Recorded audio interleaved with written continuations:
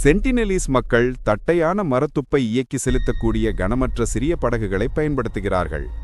அந்த படகுகளிலிருந்து மீன்கள் மற்றும் நண்டுகளை பிடிக்கிறார்கள். பொதுவில் அவர்கள் வேட்டையாடுபவர்கள் எனலாம். அவர்களின் வாழ்க்கை முறை அந்தமானின் பிற மக்களைப் போன்றது என்றாலும் அவர்கள் தீவில் வளரும் பழங்கள் மற்றும் கிழங்குகள், கடற்பாசிகள் அல்லது ஆமைகளின் முட்டைகள் மற்றும் காட்டுப்பன்றிகள் அல்லது பறவைகள் போன்றவற்றை உண்டு வாழ்கின்றனர். அவர்கள் வில் மற்றும் அம்புகள், ஈட்டிகள் மற்றும் கத்திகளை எடுத்துச் செல்கிறார்கள். அந்த கருவிகள் மற்றும் ஆயுதங்களில் பலவற்றில் இரும்பினால் நுனிகள் போடப்பட்டிருக்கும். சென்டினெலீஸ் தீவுகளின் கரையோரத்தில் ஒதுங்கும் பொருட்களை கண்டுபிடித்து தங்கள் தேவைகளுக்கு ஏற்ப பயன்படுத்துகிறார்கள். சென்டினெலீஸ்கள் கூடைகளை பின்னுகின்றனர், மேலும் அவர்கள் இரும்பினால் செய்யப்பட்ட மரச்செதுக்கிகளை பயன்படுத்துகின்றனர். இது மனிதகுல வரலாற்றில் கற்காலத்தில் பயன்படுத்தப்பட்ட கருவியாகும். இதுவரை சென்டினெய்ஸ் மொழி எதுவும் வெளியாட்களுக்கு தெரியாது. வடக்கு சென்டினல் தீவுக்கு வெளியே உள்ள யாருக்கும் உண்மையில் சென்டினெலீஸ்கள் தங்களுக்குள் எப்படி அழைத்துக் கொள்கிறார்கள் என்பதும் தெரியாது. 1771ஆம் ஆண்டு ஒரு இரவில் கிழக்கிந்திய கம்பெனியின் கப்பல் ஒன்று சென்டினல் தீவை கடந்தது. அப்போது கரையில் மின்னொளிகள் மின்னுவதை கண்டது. ஆனால் கப்பல் ஒரு ஹைட்ரோகிராஃபிக் ஆய்வு பணியில் இருந்ததால் அத்தீவில் நிற்கவில்லை.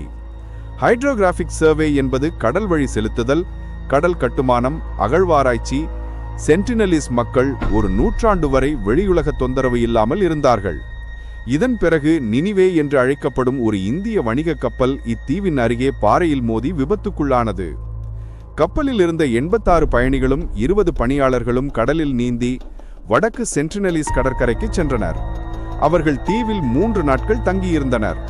அப்போது சென்டினெலீஸ் மக்கள் கரைக்கு வந்தவர்களை வில் அம்பு கொண்டு தாக்கினர்.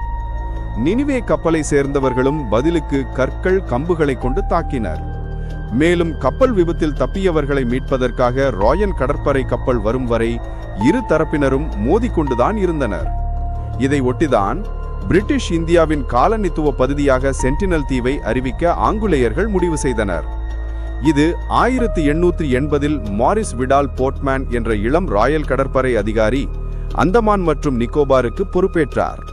மேலும் 1880இல் அவர் வடக்கு சென்டினல் தீவில் கடற்படை அதிகாரிகள், அந்தமான் தீவில் உள்ள காலனியை சேர்ந்த குற்றவாளிகள் மற்றும் அந்தமானின் வழிகாட்டிகள் அடங்கிய ஒரு பெரிய குழுவுடன் தரையிறங்கினார். அப்போது அவர்கள் அவசரமாக கைவிடப்பட்ட கிராமங்களை மட்டுமே கண்டுபிடித்தனர்.